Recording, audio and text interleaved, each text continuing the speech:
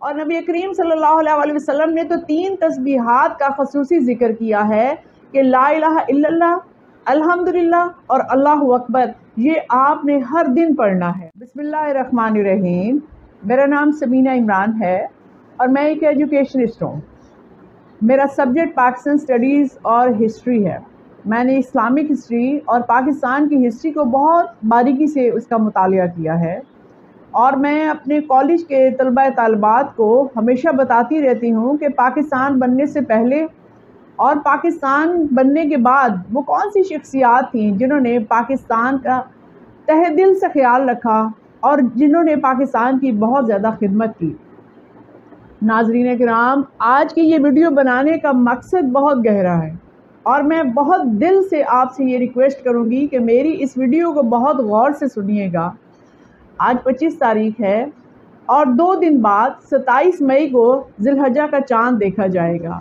اگر 27 تاریخ کو ذی الحجہ کا چاند نظر آ جاتا ہے تو میں اپنی پچھلی ویڈیو میں بھی آپ کو بتا چکی ہوں کہ ذی الحج کے پہلے 10 دن کی عبادت کتنی اہم ہے۔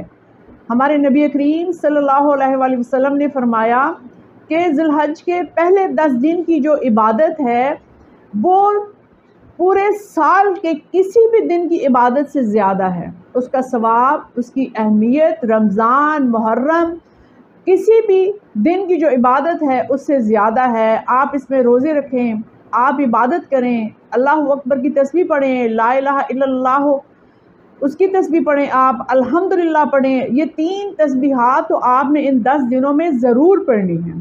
اس کے علاوہ بھی آپ لا الہ الا انت سبحانک انی کنت من الظالمین پڑھیں، لا الہ الا اللہ وحدہ لا شریک لہ لہ الملک و لہ الحمد وہو علی کل شیء قدیر، اور لا حول ولا قوۃ الا باللہ، یہ آپ نے ان 10 دنوں میں ضرور پڑھنی ہے۔ اور نبی کریم صلی اللہ علیہ وسلم نے تو 3 تسبیحات کا خصوصی ذکر کیا ہے کہ لا الہ الا اللہ، الحمدللہ اور اللہ اکبر، یہ آپ نے ہر دن پڑھنا ہے۔ میری آج کی یہ ویڈیو بنانے کا مقصد صرف اور صرف یہ ہے کہ جب ان 10 دنوں میں آپ یہ تسبیحات پڑھیں گے، آپ عبادت کریں گے، آپ روزے رکھیں گے، تو آپ نے عمران خان کے لیے دعا کرنی ہے کہ اللہ تعالیٰ ان کو آزادی دیں اور وہ دوبارہ سے ہمارے وزیر اعظم بن جائیں۔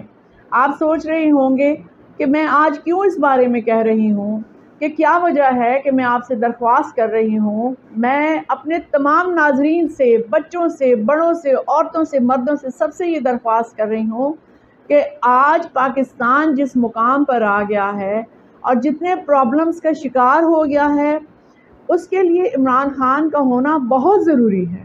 آپ لوگ تہہ دل سے ان کے لیے دعا کریں، کیونکہ ان 10 دنوں میں مانگی ہوئی دعائیں رد نہیں ہوتی۔ اپنی ہر دعا میں آپ اللہ تعالیٰ سے یہ دعا کریں کہ عمران خان جو ہیں وہ دوبارہ اقتدار میں آئیں۔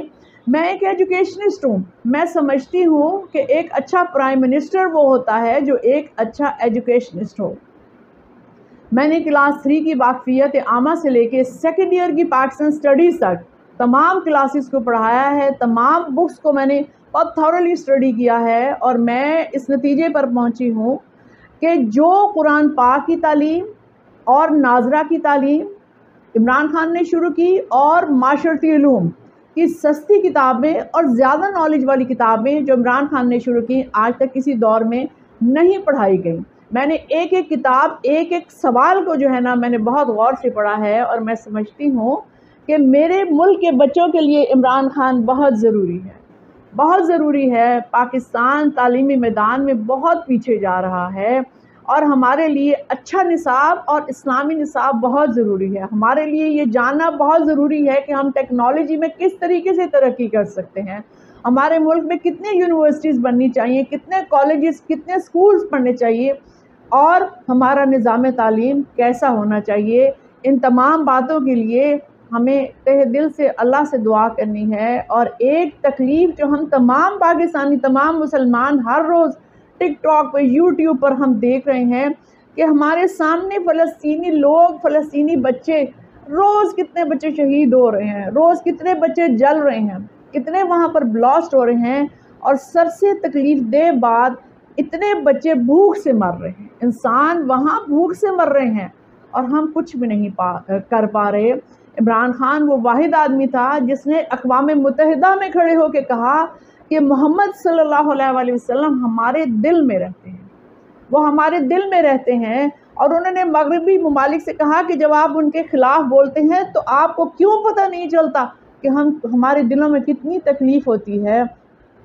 وہ واحد ہمارا سربراہ تھا جس نے پوری دنیا کو بتایا کہ ہم نیک اور ایماندار لوگ ہیں، ہم دہشت گرد نہیں ہیں، اور جس نے فلسطین کے لیے سب سے پہلے آواز اٹھائی اور جس نے بتایا کہ ہم اسرائیل کو کبھی بھی تسلیم نہیں کر سکتے۔ آج میں نیوز میں سن رہی تھی کہ برٹش اور جو امریکن گورنمنٹس ہیں اور آسٹریلین، وہ یہ کہہ رہی ہیں، اس خیال کا اظہار کر رہی ہیں کہ عمران خان جو ہے وہ اسرائیل کے ساتھ صلح کروانے میں اور پاکستان کے تعلقات بحال کرنے کے لیے سب سے بہتر آدمی ہیں۔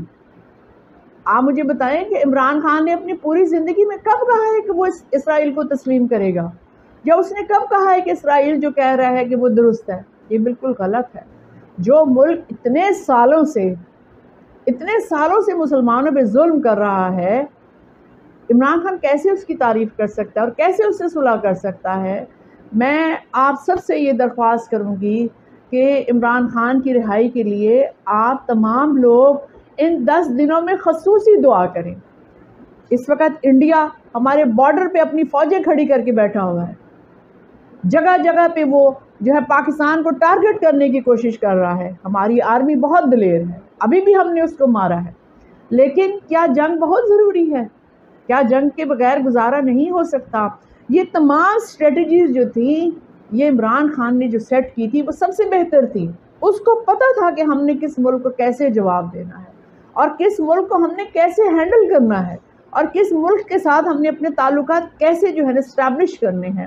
میں سمجھتی ہوں وہ ایک گریٹ لیڈر ہے، وہ ایک گریٹ پرائم منسٹر تھا۔ ہمیں ہمارے پاکستان کو عمران خان کی بہت ضرورت ہے، اور میں سب سے درخواست کرتی ہوں کہ سب لوگ اس کے لیے دعا کریں کہ وہ باہر آ جائیں، اور پاکستان کے حالات، پاکستان کی بقا کے لیے اللہ تعالیٰ اس کو دوبارہ سے ہمارا پرائم منسٹر بنائے۔